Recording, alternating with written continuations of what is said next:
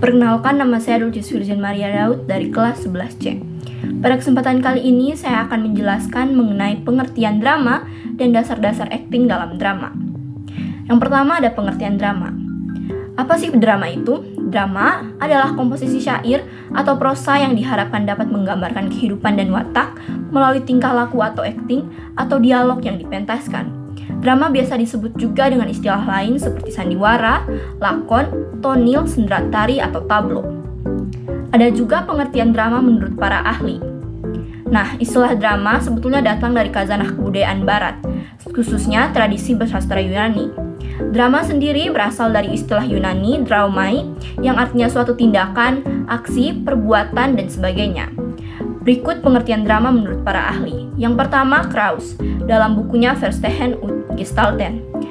Drama adalah bentuk gambaran seni yang datang dari nyanyian dan tarian ibadat Yunani kuno, yang di dalamnya terdapat dialog dramatis, konflik, dan penyelesaiannya yang dipertunjukkan di atas panggung. Berikutnya, Moulton, dalam Sudiro Satoto. Drama adalah hidup yang ditampilkan dalam gerak. Artinya, drama dapat menggambarkan fantasi penonton atau pembaca. Mereka dapat melihat kehidupan manusia yang diekspresikan secara langsung melalui drama. Berikutnya, Balthazar Verhagen. Ia mengartikan drama sebagai kesenian melukis sifat dan sifat manusia melalui gerak. Yang berikutnya, Attar Semi. Menurutnya, drama adalah sebuah cerita atau tiruan mengenai perilaku manusia yang dipentaskan.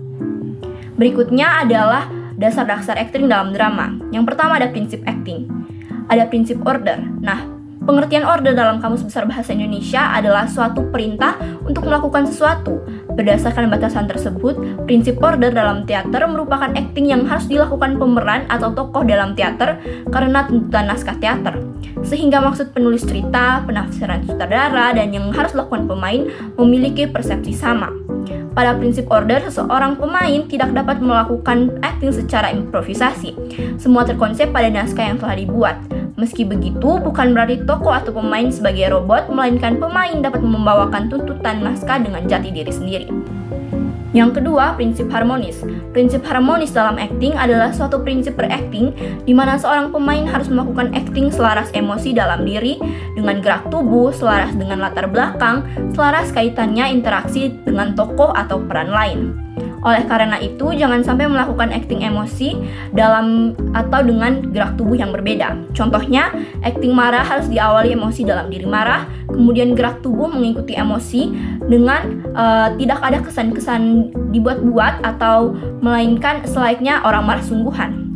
Lalu berikutnya ada prinsip keutuhan. Prinsip keutuhan dalam akting berkaitan erat dengan tema, subtema yang lebih konkret, ditunjukkan oleh karakter peran dalam teater. Misalnya, sama peran antagonis yang diperankan oleh orang yang sama, tetapi judul dan tema teater yang berbeda.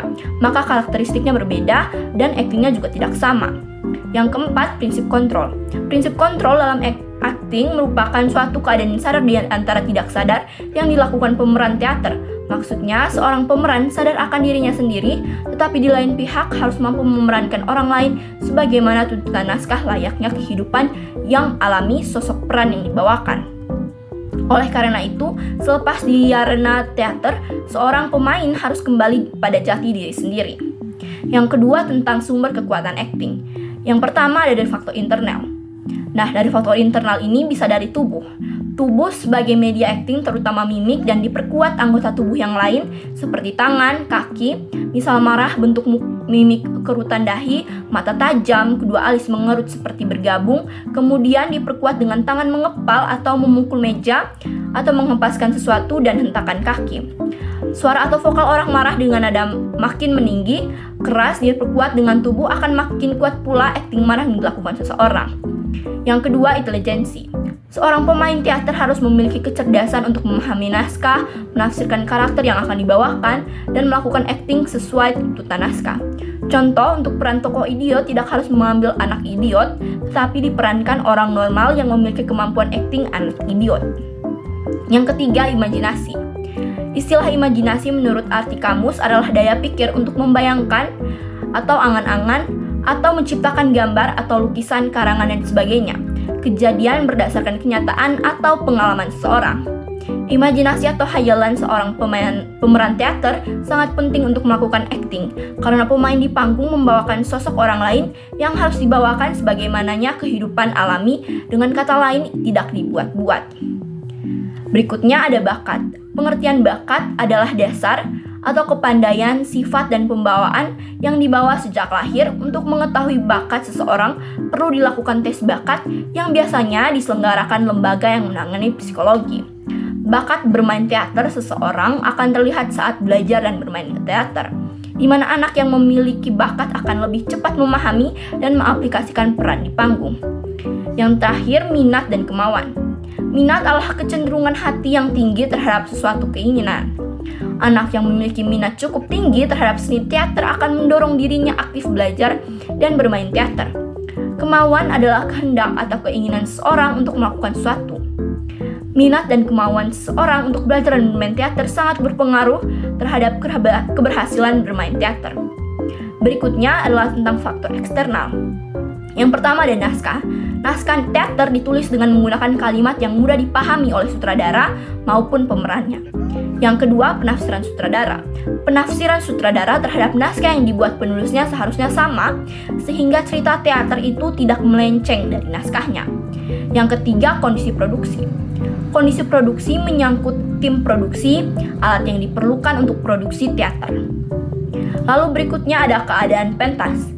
Keadaan pentas sangat mempengaruhi akting, seperti setting panggung, unsur tata musik, tata cahaya, dan penonton. Berikutnya, hubungan antar pemain. Hubungan antar pemain teater harus rasi dan saling mengisi, saling memahami, saling toleransi, dan melengkapi kekurangan antar pemeran.